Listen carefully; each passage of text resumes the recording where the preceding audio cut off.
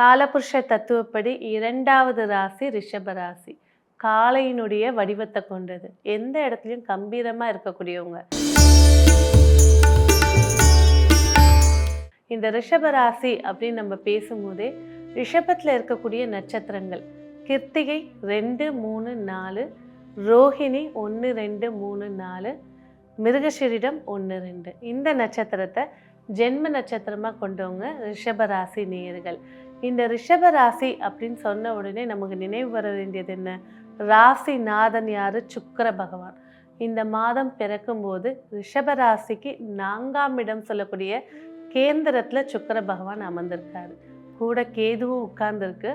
Plus ஆனால் கேந்திர ஸ்தானத்தில் இருக்கிறனால ஜாதகருக்கு நல்ல ஒரு ஆரோக்கியமான ஒரு உறவுகளாக இருக்கட்டும், பண வரவுகளாக இருக்கட்டும், மகிழ்ச்சிகளும் சரி நிறைந்திருக்க போகுது. எடுக்கிற முயற்சிகள் வெற்றியை ஏற்படுத்தி கொடுக்க போகுது.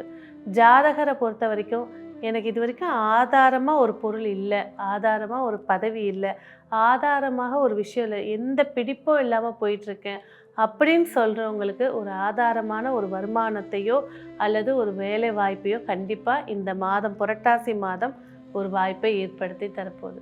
அதே போல் ஜாதகர் சொல்லும்போது கூட சுக்கிரனோட கேது உட்கார்ந்துருக்கிறதுனால சின்ன சின்ன மைண்ட் டிஸ்டர்பன்ஸும் கண்டிப்பாக ஏற்படும். அதுக்கு ஒரே ரெமெடி என்ன? மெடிடேஷன். ஒரு ஒரு ஒரு 2 நிமிஷம் தியானம் பண்ணுறதா இருக்கட்டும், இல்லை உங்களோட உபாசன தெய்வத்தை வழிபாடு செய்கிறதா இருக்கட்டும், இஷ்ட தெய்வத்தை வழிபாடு செய்கிறதா இருக்கட்டும், சில மாற்றங்கள் நன்மை ஏற்படுத்தி கொடுக்கும். என்னதான் வாய்ப்புகள் ஏற்படுத்தி கொடுத்தாலும் ஒரு இரிட்டேஷனான ஒரு ஸ்ட்ரெஸ்ஃபுல்லான ஒரு மைண்ட் இருந்துச்சுன்னா அதை அனுபவிக்க முடியாது. அப்போ இந்த மாதம் புரட்டாசி மாதத்தில் இருக்கக்கூடிய 2வது, அதாவது 11ஆம் தேதியிலேருந்து 18ஆம் தேதி வரைக்கும் இந்த சுக்கிர பகவான் கேதுவை நெருங்கி செல்றதுனால கண்டிப்பாக ரிஷபராசி நேயர்கள் மைண்டு சார்ந்த விஷயத்தில் கொஞ்சம் கவனமாக இருக்கிறது சிறப்பை ஏற்படுத்தி தரும். அடுத்ததாக தனஸ்தானம். எல்லாருக்கும் தெரியும், தனஸ்தானத்தில் குரு பகவான் உட்கார்ந்துருக்காரு. ஸோ பொருளாதாரத்தை பொறுத்த வரைக்கும் சிறப்பான அம்சம். அதாவது பணமே இல்லைன்னு சொல்ல முடியாது, பணம் தான் நிறைய இருக்குன்னு சொல்லுவோம். உங்களோட தேவைகளுக்கு ஏற்ற வருமானங்களை ஏற்படுத்தி கொடுப்போது. அதே போல் குடும்ப உறுப்பினர்கள் வழியில் கண்டிப்பாக பார்த்திங்கன்னா கொஞ்சம் அப்பாவாக இருக்கட்டும், இல்லை அண்ணனாக இருக்கட்டும், கொஞ்சம் மிஸ் அண்டர்ஸ்டாண்டிங் ஏற்படுறதுக்கான வாய்ப்புகள் இருக்குது. என்னதான் வயசில் பெரியவங்க சொன்னாலும் நம்மளுக்கு நல்லதுக்கு தான் சொல்லுவாங்க அப்படின்னு எடுத்துக்கிட்டால் எந்த ஒரு பிரச்சனையும் இல்லை. ஆனால் நம்ம பிடிச்ச விஷயத்த வேணான்னு சொல்லும்போது எல்லாருக்குமே கோபம் வரதான் தெரியும். அதுலேயும் இது ரிஷபராசிக்கு கொஞ்சம் அதிகப்படியான கோபம் இருக்கிறதுனால அதை குறைச்சிக்கிறது நன்மையை ஏற்படுத்தி தரும். குடும்பத்தோட வீட்டில் ஒரு மங்கள காரியங்களோ இல்லை புது பூஜைகள் செய்கிறதோ அதில் உங்களோட பங்களிப்பை அதிகமாக எடுத்துக்கிறது சிறப்பு தரும். இல்லை செய்யுங்க, நான் வெளியில் போயிட்டு வரேன், இல்லை எனக்கு ஸ்கூல் இருக்குது, காலேஜ் இருக்குது, இல்லை ஒர்க் இருக்குது அப்படின்னு ஒதுங்காமல் அந்த மங்கள காரியங்களில் கலந்துக்கும் போது சில விஷயங்களில் ஒரு நன்மைகளை ஏற்படுத்தி கொடுக்குற வாக்குறுதியை வெற்றியாக்கி காட்டக்கூடிய மாதமாக இது இருக்க போகுது. அதே போல் பல் சம்பந்தப்பட்ட தொந்தரவுகளை சந்திக்கக்கூடிய ராசினா ரிஷபராசி தான்.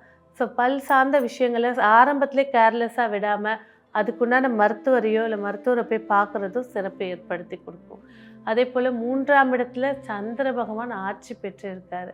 உங்களுக்கு சார்ந்த விஷயங்கள், ஒரு கான்ட்ராக்டாக இருக்கட்டும், ஒரு சைனிங்காக இருக்கட்டும், ஒரு டாக்குமெண்டேஷனாக இருக்கட்டும், எல்லாமே சக்ஸஸாக ஏற்படுத்தி கொடுக்க போது. அதுலேயும் இளைய சகோதரி வழியில் நற்செய்திகளும் நன்மைகளும் வாய்ப்புகளும் காத்துட்ருக்கு. ஸோ அடுத்தது 4ஆம் இடத்துல சுக்கிர பகவான் உட்கார்ந்துருக்காரு, கூட கேது உட்கார்ந்துருக்காரு. ஒரு சிலருக்கு வீடு, டாக்குமெண்ட், பேங்க்கில் இருக்கலாம், கடனில் இருக்கலாம், இல்லையா ஒரு சிலருக்கு உருவாகக்கூடிய வாய்ப்பு இருக்க போகுது. நான் வீட்டை வச்சுட்டு பிஸ்னஸ் தொடங்க போகிறேன், இந்த வீட்டை வச்சுட்டு இந்த கடன்களை அடைக்க ஒரு கடன் அடைக்கிறதுக்காக இன்னொரு கடன் உருவாகக்கூடிய ஒரு சூழ்நிலை இருக்கிறதுனால உங்கள் ஜாதகத்தில் கேது தசாபுத்தி இல்லைன்னா தயவு செஞ்சு பத்திரத்தை போய் வைக்காதீங்க. அது வச்சிங்க அப்படின்னா மீட்க முடியாத ஒரு சூழ்நிலையை ஏற்படுத்தி விட்டுரும்.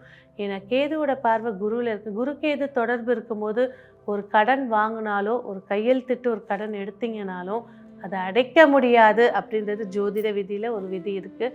ஸோ இந்த காலகட்டம் கண்டிப்பாக இதுதான் இக்கட்டான கடைசி நிலை அப்படின்னு இருந்துச்சுன்னா ஜாதகத்தை உங்கள் குடும்ப ஜோசியர்கிட்ட பார்த்துட்டு செய்கிறது சிறப்பாக இருக்கும். இல்லைன்னா அதிலே மூழ்கி போகிறதுக்கும் ஒரு வாய்ப்பு இருக்கிறதுனால கொஞ்சம் கவனமாக இருக்கிறது சிறப்பு ஏற்படுத்தி தரும்.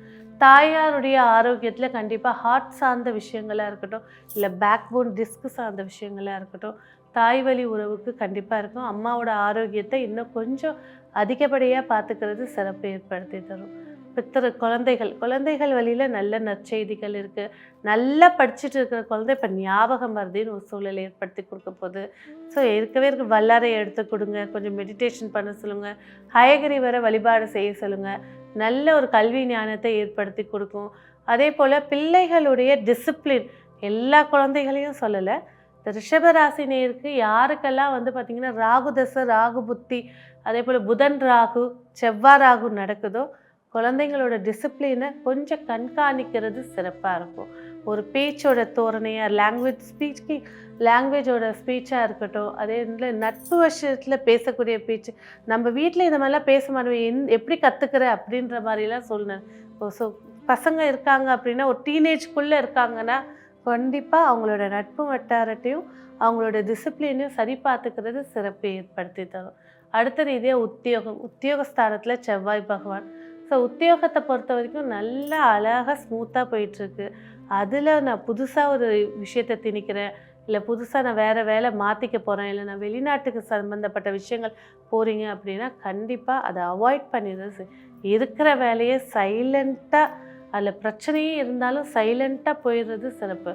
ஏன்னா புரட்டாசி மாதம் முடிவுக்கு பிறகு நீங்கள் தசாபூசி சிறப்பாக இருந்துச்சுன்னா தாராளமாக செய்யுங்க. ஆனால் இந்த காலகட்டத்தில் ஒரு உத்தியோகம் இங்கே ஒரு பிரச்சனைன்னு அங்கே போய் அங்கே 2 பிரச்சனை உட்காந்துருக்கிற மாதிரி இருக்கும். ஸோ உத்தியோகம் சார்ந்த மாற்றங்கள் இப்போதைக்கு தேவையில்லை. அடுத்து திருமணம், இல்லறம் அப்படின்னு பேசும்போது 7ஆம் அதிபதி 6ல் இருக்கார். ஸோ திருமண பேச்சுவார்த்தைகள் சிறப்புகளை ஏற்படுத்தி கொடுக்கும். அதுலேயும் இந்த மாதம் அமாவாசைக்கு பிறகு பேச்சுவார்த்தையோ இல்லை வரன்கள் பார்க்குறதோ சிறப்பை ஏற்படுத்தி கொடுக்கும். இல்லற வாழ்க்கை அப்படின்னு சொல்லும்போது பார்த்தீங்கன்னாக்கா கண்டிப்பாக ரிஷபராசியை பொறுத்த வரைக்கும் 2ல் குரு பகவானே உட்கார்ந்துருந்தாலும் 7ஆம் அதிபதி 6ல் உட்காந்து 12 பார்க்குறாங்க. கண்டிப்பாக தாம்பத்திய ரீதியான பிரச்சனைகளாக இருக்கட்டும், அதே நிலை ஒருவருக்குருவில் இருக்கக்கூடிய விட்டு கொடுக்குற தன்மையில் சின்ன ஈகோ தனத்தினால ஒரு வாரம் பேசாமல் இருக்கிறது, இதனால் கோச்சிக்கிட்டு அம்மா வீட்டில் போய் பிரிஞ்சு இருக்கிறது, இந்த மாதிரி சின்ன பிரச்சனைகள் தான் மிகப்பெரிய பூதகரமாக இருக்கும். ஸோ சில இடங்களில் எவ்வளோ தூரம் மௌனம் எடுத்துக்கிறீங்களோ சில விஷயங்கள் உறவுகள் உங்களை சார்ந்து இருக்கும். அது இல்லாத பட்சத்தில் போயிடுச்சேன்னு ஃபீல் பண்ணுறதை விட இருக்கும்போதே எப்படி அதை மேனேஜ் பண்ணுறதுன்னு எடுத்துக்கிறது சிறப்பாக இருக்கும். அடுத்தது வழியாக பார்த்திங்கனாக்கா வாகனங்கள், வண்டி வாகனங்கள் மூலயமா அனுகூலங்கள் நிறைய இருக்குது. ஆனால் வண்டி வாகனத்தில் இருக்கக்கூடிய பழுது செலவுகள், அதே போல் லைசன்ஸை புதுப்பிக்கிறது, இதெல்லாம் மறந்து போகிறதுனால ஏற்படக்கூடிய ஃபைன் கட்டுறது, கவர்மெண்ட்டுக்கு ஃபைன் கட்டக்கூடிய சூழ்நிலைகள், இதனால் ஏற்படக்கூடிய அந்த ஹெல்மெட் போடாமல் போகிறது, சின்ன கேர்லெஸ்னஸ்னால கவர்மெண்ட் சார்ந்த தண்டனைகள், கவர்மெண்ட் சார்ந்த ஃபைன்களை சந்திக்கக்கூடிய அமைப்புகளை ஏற்படுத்தி கொடுக்க போகுது. தந்தை வழியில் அனுகூலங்கள் நிறைய இருக்குது. தந்தை வழி தொழில் செய்கிறவங்களுக்கு சிறப்புகள், அதிக வாய்ப்புகளை ஏற்படுத்தி கொடுக்க போகுது. சொந்த தொழில் செய்கிறவங்களுக்கு இந்த மாதம் மிக சிறப்பான அம்சங்கள் நிறைய இருக்குது. ஏன்னா 10ல் ஒரு பாவியாவது இருக்கணும் அப்படின்றது ஜோதிட விதி. அதில் ராகு பகவான் இருக்கார். ஆனால் இதில் என்ன ஒரு கொஞ்சம் கேர்ஃபுல்னால், நான் இந்த தொழில் செஞ்சிட்ருக்கும் போதே இன்னொரு தொழிலை நான் ஆரம்பிக்கிறேன் அப்படின்னு போகிறத மட்டும் கொஞ்சம் விட்டுறது சிறப்பாக. இருக்கிற தொழிலில் லாபத்தை மெயின்டைன் பண்ணுறதும், அதில் உள்ள வாடிக்கையாளர்களோட அனுசரித்து போகிறதும் நன்மைகளை ஏற்படுத்தி கொடுக்கும். இல்லை நான் தொழில் செய்யலை, இப்போ தான் புதுசாக தொழிலை ஆரம்பிக்க போகிறேன் அப்படின்னாக்கா கண்டிப்பாக கடன் வாங்கி ஆரம்பிக்கக்கூடிய தொழில்கள் சிறப்பிக்காது. இல்லை நான் அப்பாவோட தொழிலை புதுப்பித்து செய்கிறேனாக்கா நல்ல ஆரோக்கியமாக வெற்றியை ஏற்படுத்தி கொடுக்கும். மூத்த சகோதரம் வழியில் அனுகூலங்கள் நிறைய இருக்குது. திடீர் வழக்குகள், வம்பு வழக்குகள் சந்திக்கக்கூடிய வாய்ப்புகளும் இருக்கனால கொஞ்சம் கவனமாக இருக்கிறது சிறப்பு ஏற்படுத்தி கொடுக்கும். பிள்ளைகள் வழியில் நட்பு வட்டாரத்தை கவனிக்கிறது சிறப்பு ஏற்படுத்தி கொடுக்கும். மேலும் ரிஷபராசி நேயர்களுக்கு இந்த மாதம் மிக சிறப்பான வாய்ப்புகளையும் சரி வெற்றிகளையும் சரி ஏற்படுத்தி கொடுக்க நீங்கள் செய்ய வேண்டிய வழிபாடுகள், கண்டிப்பாக வீட்டு பக்கத்துலேயே இருக்கக்கூடிய சிவ ஆலயங்களில் பிரதோஷத்தை அன்னைக்கு போயிட்டு உங்களால் முடிஞ்சால் ஒரு பால் பாக்கெட் வாங்கி கொடுங்க. இல்லையா பிரதோஷத்தோட முழு அபிஷேகத்தை பார்த்து வழிபாடு பண்ணிட்டு வாங்க. இந்த மாதத்துக்கு 2 பிரதோஷம் இருக்குது. இந்த 2 வழிபாடுகள் உங்களோட தடைகளை நீக்கி வெற்றியை ஏற்படுத்தி கொடுக்கும். ஸோ இந்த மாதம் உங்களுக்கான வெற்றிக்கான வண்ணம் பார்த்தீங்கன்னா மஞ்சள் வண்ணம், வெற்றிக்கான எண் 1ஆம் எண். நன்றி.